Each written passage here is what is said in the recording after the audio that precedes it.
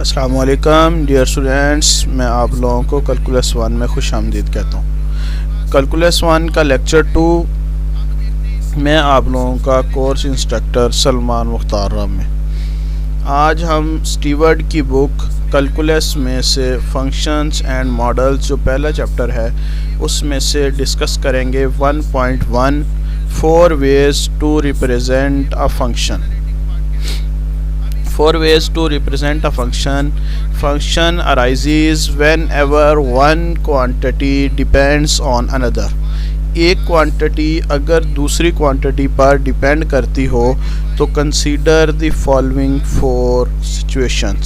इसमें ये 4 सिचुएशंस हम कंसीडर करते हैं। सबसे पहले में the area of a circle depends on the radius r of the circle. Circle में कोई भी एरिया जो है वो डिपेंड करता होता है रेडियस के ऊपर। The radius that consist r and A is given by the equation A is equal to pi r square. With each positive number r there is associated one rule of A and we say that A is a function of r. तो इसका मतलब है ये जो है function है are का। दूसरा वे हमारे पास बी जो है a human population of the world depends on the time. Time T के ऊपर डिपेंड करती है पॉपुलेशन। टाइम जैसे जैसे बढ़ता जा रहा है वैसे वैसे पॉपुलेशन बढ़ती जा रही है। अगर हम एक टेबल के ज़रिए से देखें 1900 जब 19 सेंचुरी शुरू हुई तो हमारे पास पॉपुलेशन 1650 मिलियन पॉपुलेशन थी और इसी तरह से बढ़ती जा रही है। जब 1910 आया तो 750 हमारी पॉपुलेशन हो गई पूरी वर्ल्ड की। तो इस तरह से ये बढ़ती जा रही है। पॉपुलेशन ऑफ 1950 अगर पुट की जाए तो वो कुछ इस तरह से आ जाती है। तो ये भी एक हमारे पास फंक्शन बन गया। इसी तरह से एक और पोजीशन है, एक और सिचुएशन है जिसमें हम देख सकते हैं a cost of mailing a large envelope depends on the weight of the envelope. Envelope का जितना वज़न होगा उतना ही हमारे चार्जेस बढ़ते जाते होते हैं एक इन्वेल्प के। Although there is no simple formula to connects W and C। कोई ऐसा फार्मूला तो नहीं है जिसमें हम वेट इतना बढ़ गया तो इतना तो, लेकिन ये है कि हमें ये पता है कि वेट जितना होगा उसके हिसाब से हमारे जो है पैसे लिए जाएंगे। The post office has a rule for determining cost when V is non. अगर V नॉन हो तो कॉस्ट भी बता देते हैं। चौथी सिचुएशन ऐसी सिचुएशन होती है the vertical acceleration A of a ground as measured by the seismograph। हमारा एक्सेलरेशन अगर मालूम किया जाए सिस्मोग्राफ के ज़रिए से during a earthquake is a function of the elapsed time t।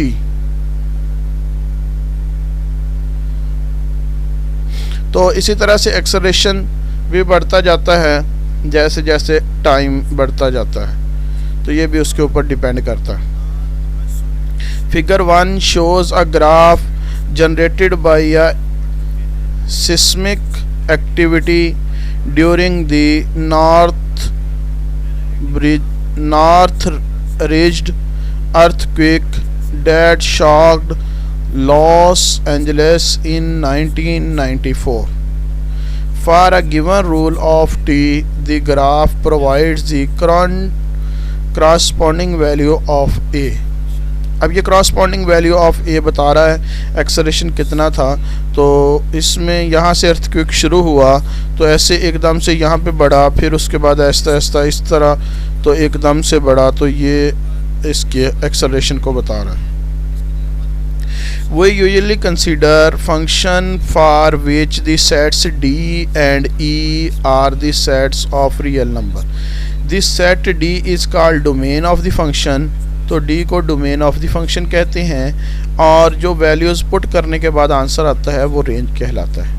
तो फंक्शन की एक प्रॉपर डेफिनेशन देखते हैं। A function f is a rule that assigns to each element, जो हर एलिमेंट्स के साथ मुंसलिक होता है, असाइंस होता है हर एलिमेंट को, इन अ सेट डी के हर एलिमेंट्स के साथ एग्जैक्टली वन एलिमेंट, तो जिसके साथ साइंड होता है वो एक एग्जैक्टली वन एलिमेंट होता है, यानी कि every element of A assigns to the element या यूनिक एलिमेंट ऑफ बी, तो इसको हम फंक्शन कहते हैं। Called f of x in a set E, set E में एफ ऑफ एक्स कहलाएगा। वो usually consider function for each for which the set D and E are the set of real numbers.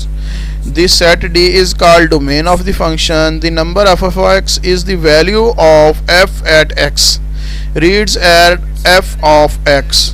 The range of f is the set of all possible values of f of x as x arises through the domain.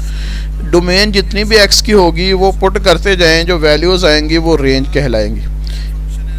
A symbol that represent the arbitrary number in the domain of the function f of x is called independent variable. तो a की जितनी भी values होंगी, जैसे ये x लिया हुआ है, ये सारी की सारी वैल्यूज इंडिपेंडेंट वेरिएबल कहलाएंगी। A symbol that represent a number in the range of f is called dependent variable. जो आंसर आता है हमारे पास f of x का जो वैल्यू आती है, जिसको हम y भी कहते हैं, y is equal to f of x भी बाज़ औक़ात लिखा जाता है, तो ये y जो वैल्यू होती है ये हमारी वैल्यू कहलाती है dependent variable. For example a for instant r is the independent value and a is dependent value. a example में हम देखा जाए, एग्जांपल a में देखें तो r जो है वो इंडिपेंडेंट वेरिएबल था और a is the dependent variable. तो it's useful think the function as a machine. Function एक मशीन के तौर पर भी यूज़ होता है। x वैल्यू पुट करते हैं, f ऑपरेट करता है, आउटपुट हमारे पास f ऑफ x आ जाती है। Machine diagram for the function is, if x is the domain of the function f, अगर x जो है वो डोमेन ऑफ द फंक्शन हो f की, then when x enters the machine, x enter होता है मशीन में, it's accepted as a input and the machine produced an output. Machine एक आउटपुट देती है according to the rules of the function, जैसा function होगा वैसा ही। Thus can we think that the domain as the set of all possible inputs and the range as the all possible outputs. अगर इसको ऐसे भी डायग्राम के ज़रिए से, अनदर पिक्चर के ज़रिए से, जिसको एरो डायग्राम भी कहते हैं, तो फंक्शन को ऐसे रिप्रेजेंट किया जाता है। फंक्शन में हमारे पास सपोज डैट तीन एलिमेंट हैं x, a और वैसे हमने डॉट लिया हुआ, तो f, ये डॉट में f from d to e है और इसमें दो एलिमेंट्स हैं x और a है। x जब पुट करते हैं फंक्शन में तो f ऑफ x आंसर आ जाता है, a जब पुट करते हैं तो f ऑफ a आंसर आ जाता है। Each arrow connects an element of d an element of e, एक एलिमेंट e को कनेक्ट करती है e के एलिमेंट्स के साथ। The arrow indicates that f of x associated with x, f of a is associated with a and so on. The most common method for visualizing the function is its graph.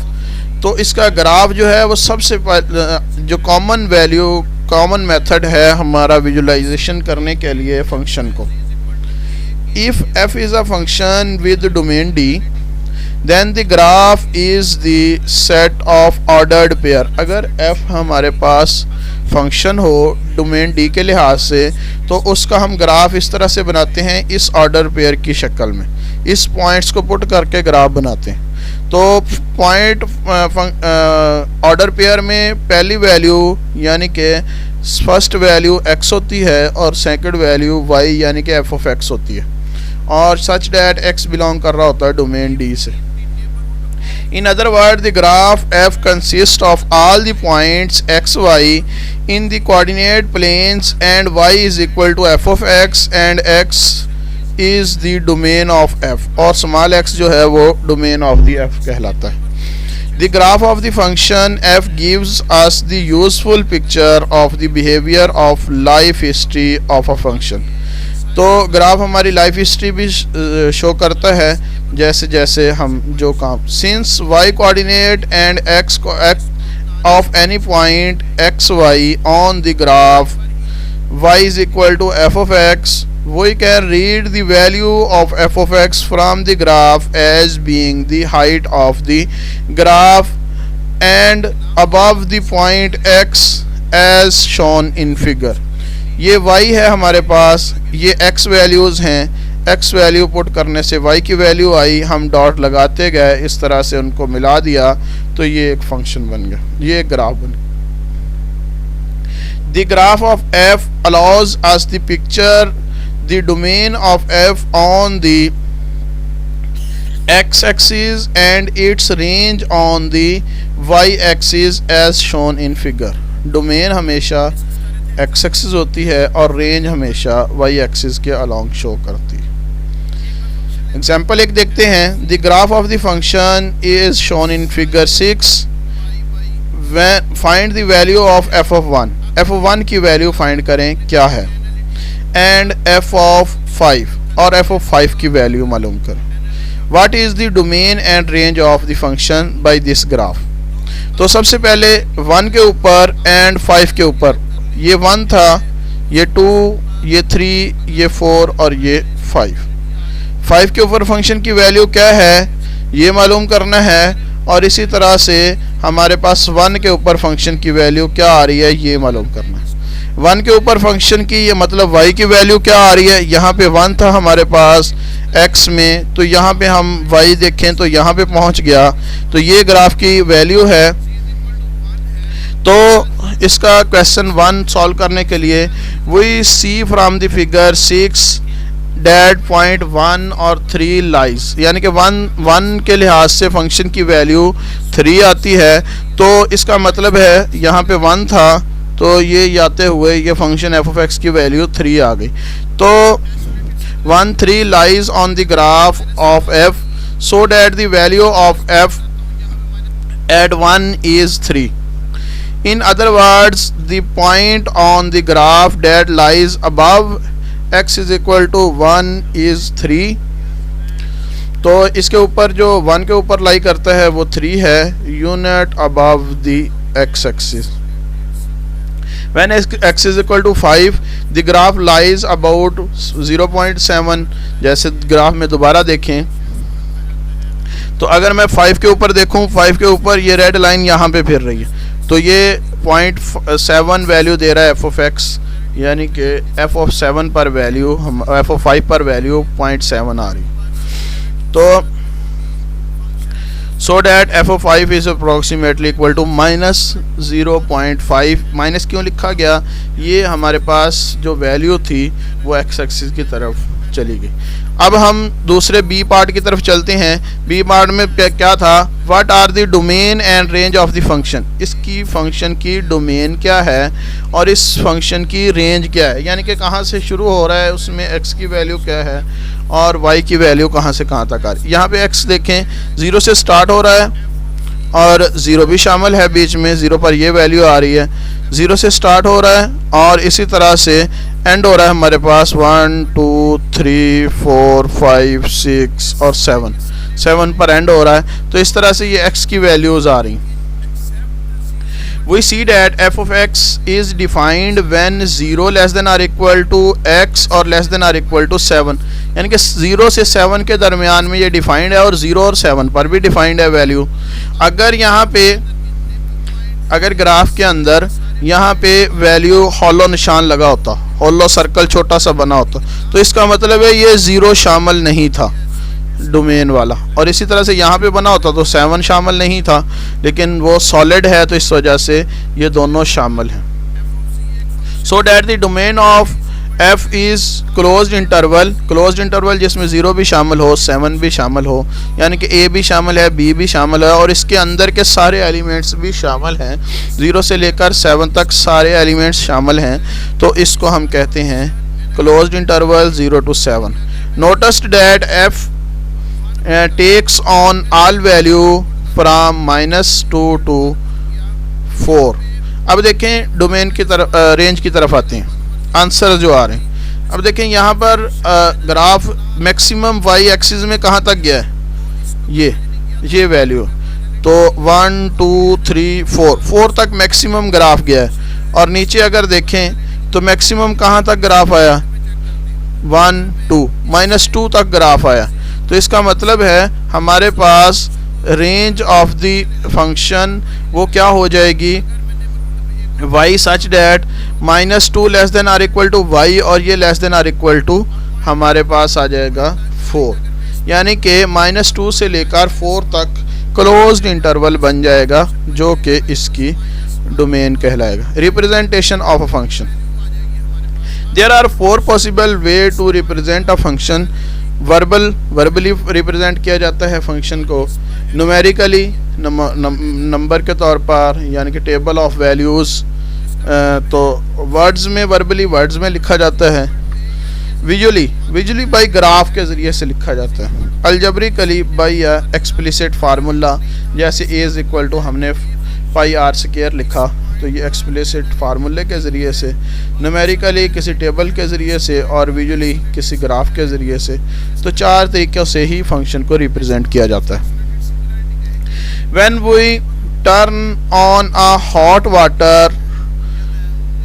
water है हमारे पास, the temperature T of the water depends on how long the water has been running.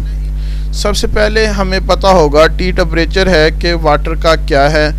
Draw a rough graph of T as the function of time T that's elapsed since the graph is turned on. तो हम क्या function की क्या value कैसे down होता है temperature, तो उसके लिए एक रफ सा ग्राफ बनाते हैं।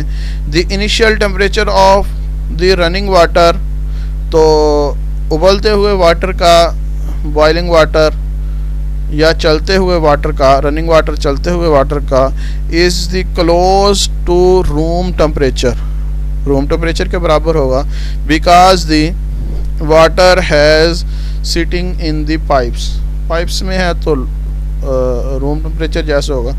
When the water from the hot water tank, then the water from the hot water tank से जब गुजरता है, from the faucet T increase quickly, तो टी यकदम से बढ़ जाता है।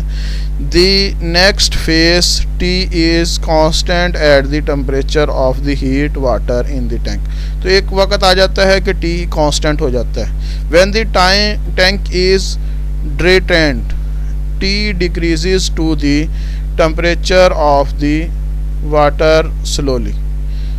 अब देखें, सबसे पहले वो रूम टेम्परेचर पर था तो एकदम से उसमें गया तो हॉट आ गया तो एकदम से बढ़ गया। अब ये कंटिन्यूसली, तो अब ये बाहर आया है पानी टैंक से, तो आहिस्ता आहिस्ता फिर दोबारा टेम्परेचर डाउन हो रहा है। तो ये टी टाइम गुजरते हुए ये एक रफ सा ग्राफ बना दिया।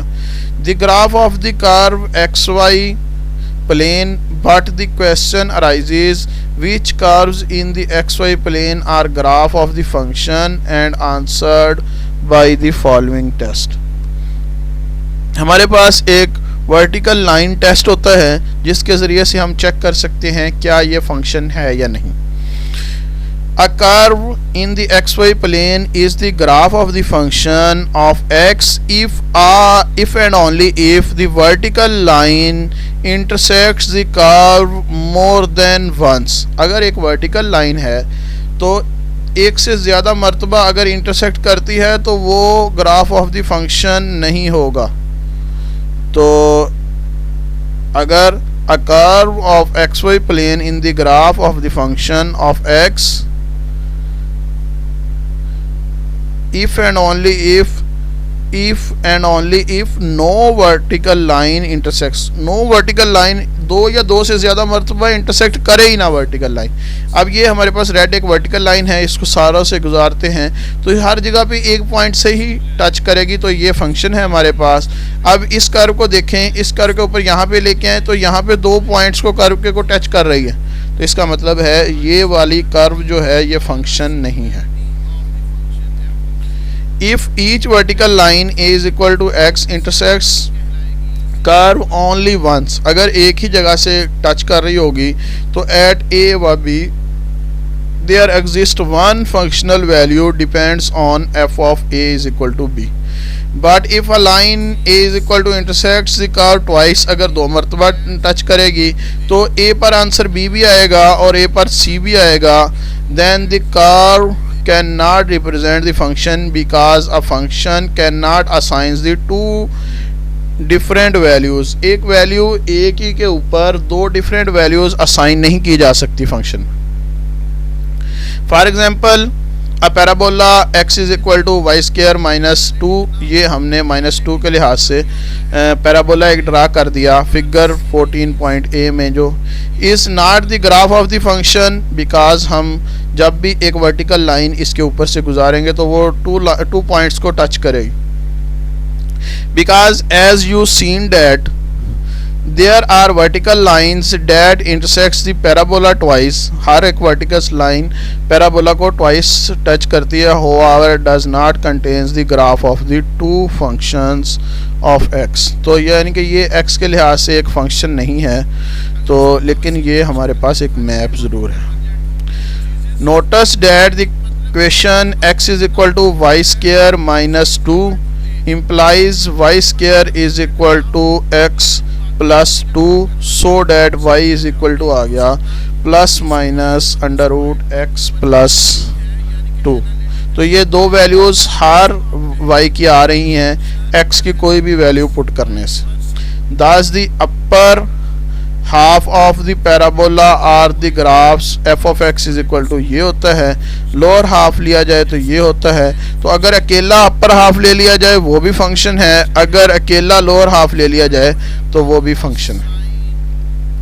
We observe that if we reverse the rule of x and y, then the equation x is equal to h of y is equal to y square does not defines as a function of y as the independent variable and x as the dependent variable, and the parabola no appears as the graph of the function। Piecewise functions क्या होते हैं, इसके बाद है piecewise function जो pieces की शक्ल में डिफाइंड हो। A function f is defined by f of x is equal to 1 minus x value देगा जब हमारे पास x less than or equal to -1 हो। -1 से नीचे जितनी भी वैल्यूज़ लेते जाएं, -1 शामिल करके जितनी भी वैल्यू लेते जाएं उस पर ये आंसर देगा हमारे पास 1 माइनस एक्स, और इसी तरह से x स्क्वायर आंसर देगा जब x greater than or equal to -1 हो, ग्रेटर देन -1 हो, यानी कि इक्वल नहीं है, -1 इसमें शामिल नहीं है, -1 ऊपर वाले में शामिल है। -1 से बड़ी वैल्यू जितनी भी आएंगी उस पर वो हमारा आंसर देगा, ग्राफ जो है वो ये फंक्शन आंसर देगा 1 minus x. Valuate f of x, f of -2, f of -1 और f of 0 and sketch the graph. इसको सबसे पहले हमें ये पता है फंक्शंस के रूल्स में ये है कि हम पार्टिकुलर रूल्स हमेशा जहन में रखेंगे। Remember the function is a rule for the particular function the rule of the following। first look at the value of the input। input पर देखता है सबसे पहले if it happens that f of x less than or equal to -1 then the value of f of x is 1 minus x। अगर -1 से less than or equal to होगा तो वो 1 minus x आंसर देगा। On the other hand, if x greater than -1 then the value of the function is x square। अगर -1 होगा तो वो हमारे पास x of x square value देगा। तो अब ये हमें पता है कि ये -2 less than or equal to होता है हमेशा -1 से, यानी कि इसका मतलब है -2 पर फंक्शन की वैल्यू फर्स्ट पीस में देगा, यहाँ पे रहेगा। -2 से लेस, -1 से लेस होता है -2, तो इसका मतलब है यहाँ पे वैल्यू आएगी। तो ये आ गया हमारे पास f ऑफ -2 जो कि बराबर आ जाए 1 माइनस ये x था, x की वैल्यू पुट कर दी -2, ये 3 आंसर आ गया। इसी तरह से -1 जो है ये भी less than or equal to में आएगा क्योंकि इक्वल भी शामिल है, तो इस तरह से ये -1 भी पुट करेंगे, 1 माइनस इंटू -1, तो ये भी 2 आ गया आंसर। इसके बाद 0 जो कि ग्रेटर देन होता है, तो ये स्क्वायर वाले में वैल्यू पुट करेंगे, तो 0 स्क्वायर 0 के बराबर होता है, तो ये इसके बराबर आ जाए। इसके बाद अब ग्राफ ड्रा करना है। कैसे?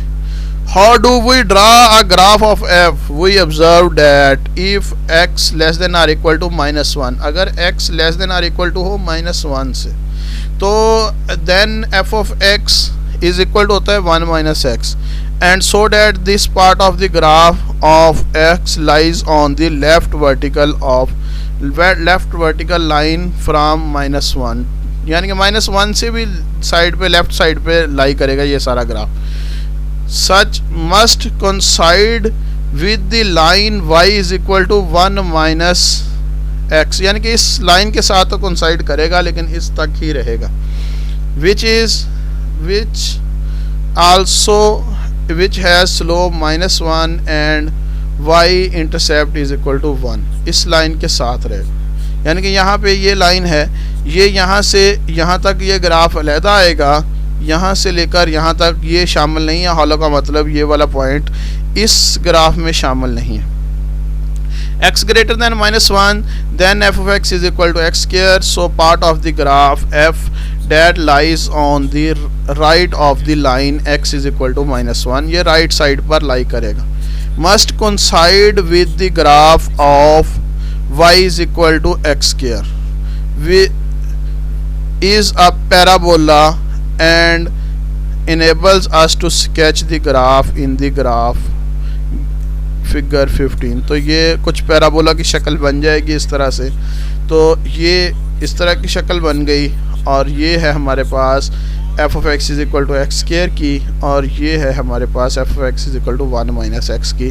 तो इस तरह से graph sketch. This solid dot indicates that the point -1 to 2, यानी कि इसका मतलब -1 भी शामिल है और 2 भी शामिल है, is included on the graph, ये included है। the open dot indicates that the point -1 to 1, यानी कि ये वाला point -1, 1 is excluded from the graph, इस ग्राफ में शामिल नहीं, ये वाला पॉइंट शामिल नहीं है इस लाइन के साथ, ये वाला पॉइंट शामिल है इस लाइन के साथ। तो ये हमारे पास सॉलिड। और अब हम पीस वाइज फंक्शन में कुछ डिफाइन करते हैं एब्सोल्यूट वैल्यू को। तो the next example of the piecewise defines the function in the absolute value function. Recall that absolute value क्या होती है of the number denoted by a, ये a मॉड से ज़ाहिर किया जाता है, a डिटर्मिनेंट, या इसको एब्सोल्यूट वैल्यू ऑफ a ज़ाहिर किया जाता है।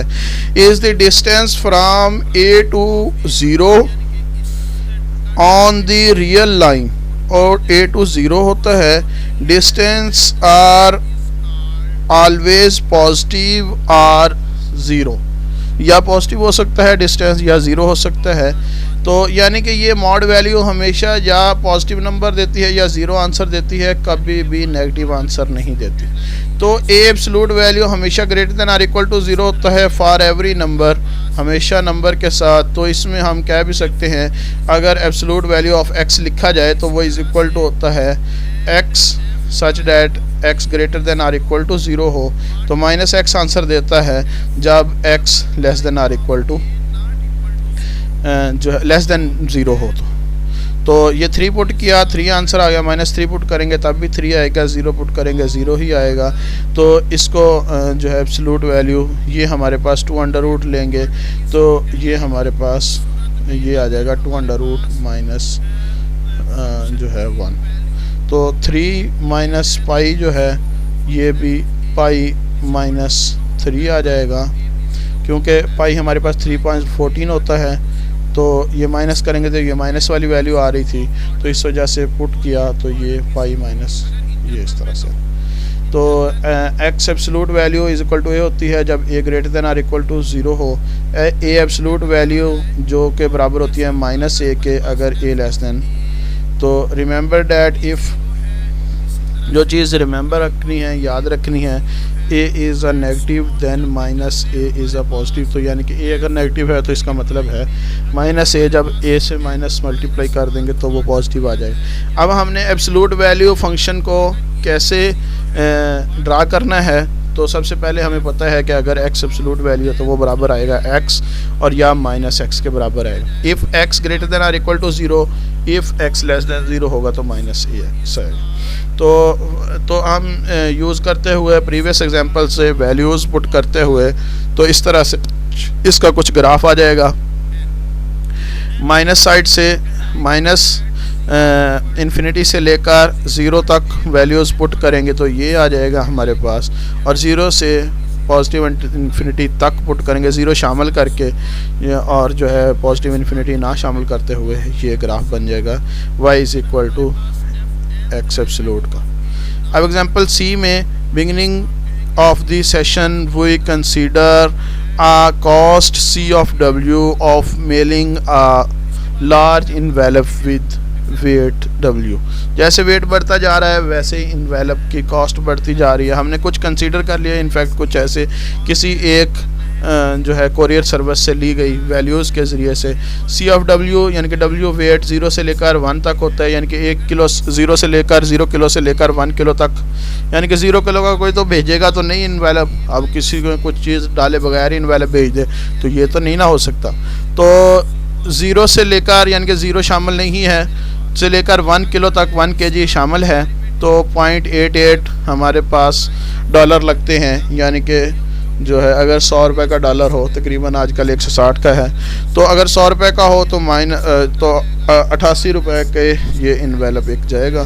तो 0 से लेकर 1 किलो तक जो होगा, 1 शामिल है 0 शामिल नहीं। इसी तरह 1 शामिल नहीं है, 2 शामिल है, इससे लेकर 1.05 डॉलर का एज सो ऑन इस तरह से। तो अगर इसका ग्राफ ड्रा करें, ये भी पीस वाइज है, तो 0 से लेकर 1 तक था, 0 शामिल नहीं था, ये पॉइंट शामिल नहीं, हॉलो है, तो ये आ गया हमारे पास पीसीस में। 2 शामिल है लेकिन 1 शामिल नहीं है इसमें, इस वाले में शामिल था इसमें नहीं है, तो इस तरह से ये ग्राफ बनता चला जाएगा। You can see y function similar to the one are called step function. अगर एक वैल्यू दूसरी वैल्यू से सिमिलर हो, यानी कि ये देखें ये वाली वो भी सेम है, ये भी सेम है, ये भी ऐसे हैं, तो ये स्टेप फंक्शन कहलाता है। They jumps from one value to the next, ये नेक्स्ट पहली से दूसरी में नेक्स्ट में जंप करती है और दूसरी भी सेम ही होती है, स्टेप फंक्शन कहलाता है। इसके बाद है सिमेट्री। सिमेट्री वो कहलाती है जैसे हम अगर देखते चले जाएं कि हमें अल्लाह ताला ने बनाया है, बिल्कुल सिमेट्रिकल बनाया है। अगर हम अपने आप को मिरर में देखें तो हमारा दोनों तरफ से हम सेम नज़र आते हैं, लेकिन अगर लिखी हुई चीज़ कोई मिरर में देखें तो वो उल्टी नज़र आती है, तो इसका मतलब है हम भी सिमेट्रिकल साइज़ है, हम भी सिमेट्री हैं। If a function f of x satisfy करे इस वैल्यू को तो इसको सिमेट्री कहते हैं। माइनस एक्स पुट किया जाए तो एक्स आंसर आ जाए। जैसे अगर हम लेफ़्ट वाला कान पुट करें तो राइट वाला कान भी सेम वैसे ही आता है, तो इस तरह से। For every number x in its domain then f is called even function. तो अगर ये वाली वैल्यू आए माइनस एक्स पुट करने से एफ ऑफ एक्स आंसर आए तो देन इसको कहते हैं इवन फंक्शन है।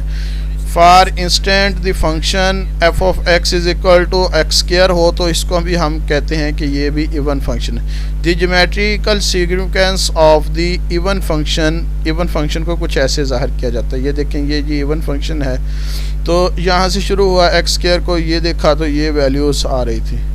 Even function that its graph is the symmetric with the respect of y axis. Y axis के लिहाज से ये देखें सिमेट्री है, ये इस तरफ से आया ऐसे गया, ये ग्राफ बना, तो इसको हम सिमेट्री कहते हैं। इसी तरह से this means that if we have plotted the graph x greater than or equal to 0, we obtain the entire graph simply reflecting to the, एक साइड का ग्राफ बनाएं तो दूसरा बिल्कुल रिफ्लेक्टिंग की दूसरी साइड पे बन जाएगा y एक्सिस के।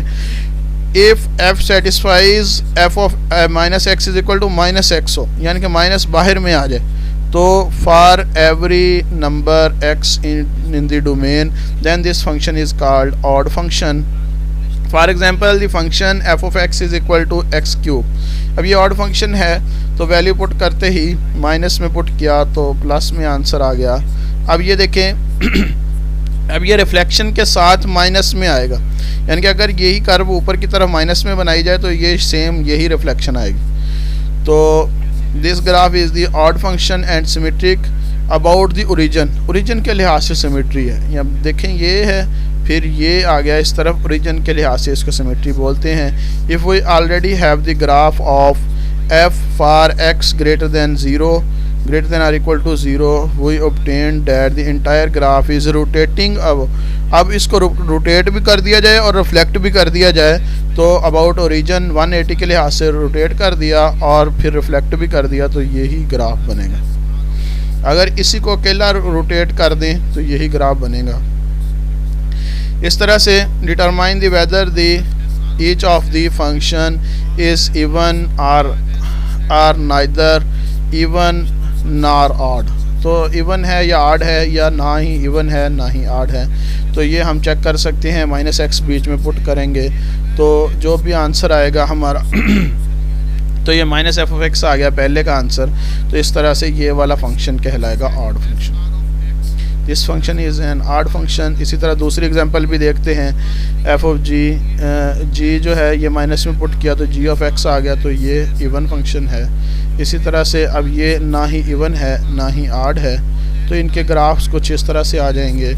ये हमारे पास ये ऑड फंक्शन था, ये इवन फंक्शन था, ये ना ही ऑड था ना ही इवन था। Increasing and decreasing of the function. कहाँ फंक्शन इंक्रीज़ कर रहा है, कहाँ डिक्रीज़ कर रहा है। The graph shown in the figure 22। अब देखें from A to B, A से लेकर बी तक फंक्शन इंक्रीज़ कर रहा है, ठीक है। Falls from B to C, B से लेकर सी तक ये गिर रहा है। यहाँ से लेकर यहाँ तक राइज़ कर रहा है, बढ़ रहा है, और यहाँ से लेकर बी से लेकर सी तक ये गिर रहा है, और फिर सी से लेकर डी तक फिर इंक्रीजिंग हो रहा है। The function f is said to be increasing on the interval a to b closed interval में ये increasing कहलाएगा, और इसी तरह से फंक्शन डिक्रीजिंग कहलाएगा b से लेकर c तक, b शामिल है c भी शामिल है, and increasing again c to d, ये फंक्शन इंक्रीजिंग कहलाएगा। Notice that if x1 and x2 be two numbers between a and b, अगर a और b में दो नंबर्स लिए जाएं, माइनस ये हमारे पास x1 लेस देन हो x2 से, और इसी तरह से अगर फंक्शन की वैल्यू f ऑफ x1 भी लेस देन हो f ऑफ x2 से, तो हम ये कह सकते हैं कि ये वाला फंक्शन इंक्रीजिंग फंक्शन है। A function is called increasing on in an interval I अगर f of minus x1 less than हो f of x से, तो इसका मतलब लेस देन होगा अकेला, तो ये इंक्रीजिंग कहलाएगा। तो और इसी तरह से x1 लेस देन हो, यानी कि ये सेम साइन आ जाए हमारे। अगर f of x1 greater than or equal to हो f of x2 से, और when ever x1 less than हो x2 से इन इंटरवल, तो ये डिक्रीजिंग फंक्शन कहलाएगा। We defined that the increasing function is an important realized that the inequality f of x1 less than ho x2 से satisfies the every pair of the number x1 and x2 with x1 less than हो x2 से। अगर x1 less than x2 से f of x1 भी less then हो f of x2 से, तो ये इंक्रीजिंग फंक्शन कहलाएगा। We see in the example, इसमें हम देख सकते हैं कि ये हमारे पास फंक्शन जो है f of x is equal to x square figure 23 में decreasing from minus infinity to zero, minus infinity से ज़ीरो की तरफ देखें तो ये डिक्रीजिंग फंक्शन है, and increasing in the interval zero to infinity, zero से लेकर इन्फिनिटी तक देखें तो ये हमारे पास फंक्शन जो बनेगा ये इंक्रीजिंग फंक्शन। तो आज तक के लिए इतना ही, अपना ख्याल रखिएगा, अल्लाह हाफिज़।